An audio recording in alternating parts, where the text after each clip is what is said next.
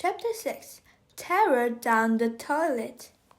High on the cliff tops in the gardens of Queen Swappy's palace, Iggy was walking with Castro. The terror bird was carrying Janice, the hoof maiden, to her room while the queen told her people the bad news about the Max. Suddenly, Janice wriggled in his arms. "Are you all right?" asked Castro. The hoof maiden nodded quickly and got down. Then she trotted giddily away, bumping into a bush as she went. "Funny girl," Iggy said, and Castro agreed. "Now then, how about taking me to the spotless survival suit workshop?" The workshop was a gleaming white building surrounded by perfect hedgerows. Through the window, Iggy could see all 5 of the other terror birds hard at work as they sang a tuneless little ditty about what fun it was to sew. Gordon and Godfrey's claws were a blur as they stitched the suits with their trim little talons. "My boys are devoted to finishing the survival suits on time," Castro explained. "They all love the Bacterosaurus. If they're not checking the toilet pipes, they're in here working." "Can I go inside and see the suits like Swappy said?" asked Iggy eagerly. "First, you must have a good wash," said Castro. "No one's allowed inside unless they're spotless." He pointed to some bathrooms nearby.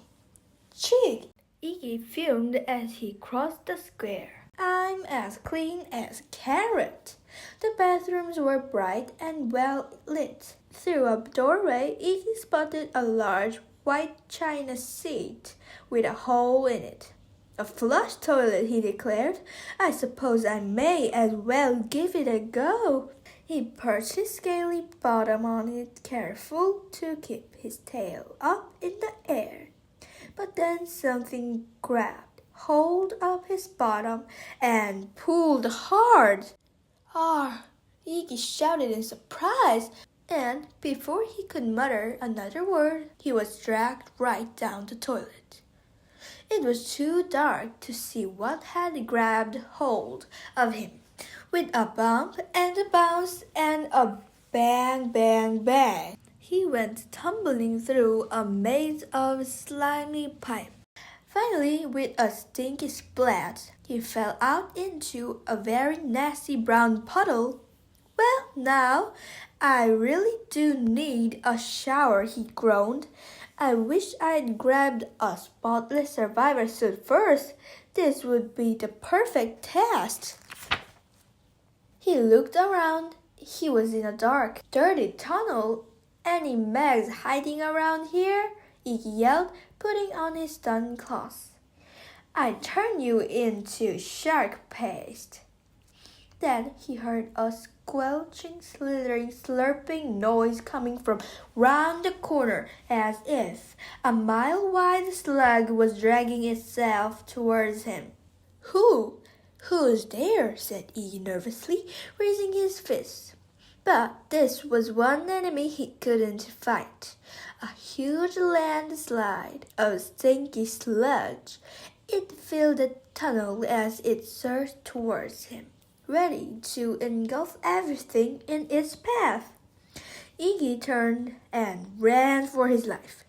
Meanwhile, in a small undersea cave, Gypsy's eyes fluttered open.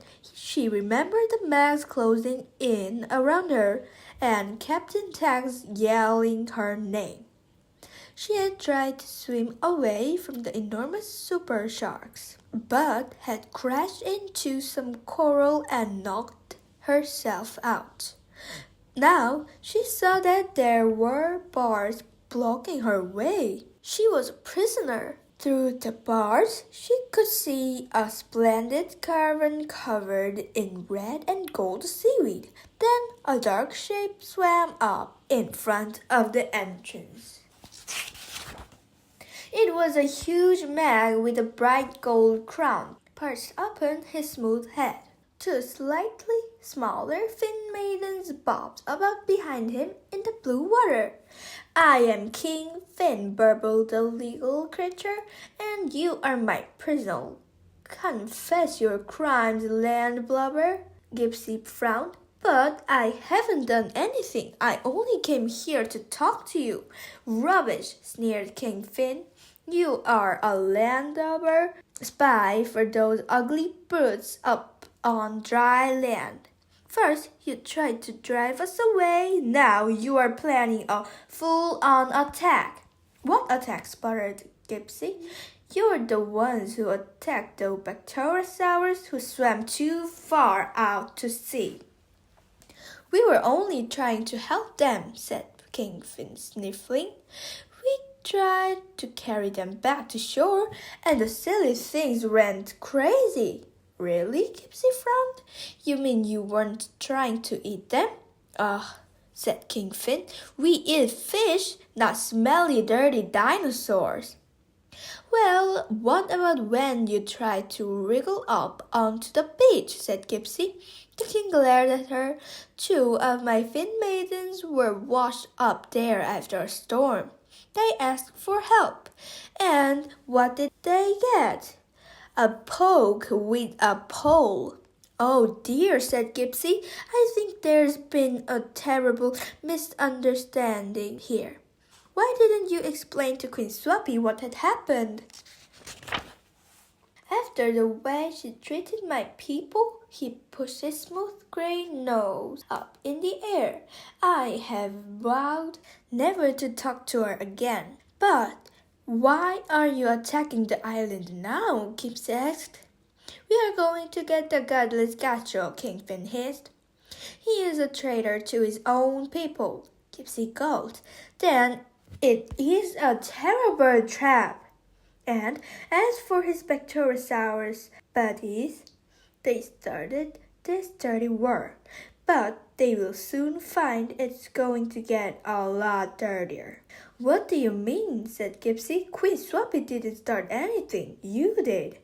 Don't be cheeky. King Fin waved at one of his fin maidens who swam quickly away. You came here to spy on our top secret weapon, didn't you? He burbled. Well, I'll show it you myself. Tremble in fear at the sight of the tank. Suddenly, Gypsy heard a roar of an engine and the sound of something heavy rumbling closer. She saw the fin maiden was now floating inside a very curious contraption.